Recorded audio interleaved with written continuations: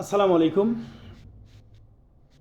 দেখো, উডু মাইন্ড 16তম নিবন্ধন পরীক্ষায় আসছে 2019 সালে, এবং বিভিন্ন পরীক্ষায় বিভিন্ন শ্রেণীর ক্লাসে রাইট প্রভাব করতে গেলে কমপ্লিটিং সেন্টেন্স সব ক্ষেত্রে এটা খুবই গুরুত্বপূর্ণ। এবং শুধু উডু মাইন্ডের পরে V1 ING হয় সেটা না, এদের সঙ্গে উডু মাইন্ড 5-7টা সঙ্গী আছে।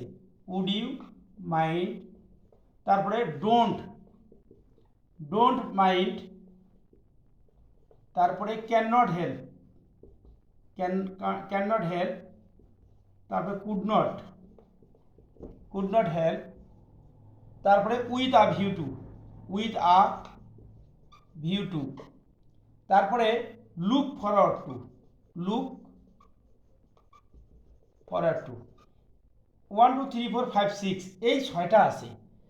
আরও অসংখ্য আছে। এদের এইরকম যদি থাকে, এই এই ওয়ার্ডগুলোর পরে যদি ভাব থেকে আমরা ওই ভাবটাকে আইনজি করব, সেটা হচ্ছে would you mind me a cup of tea. এখানে অ্যান্সার কোনটা ভাবা বানাইছি?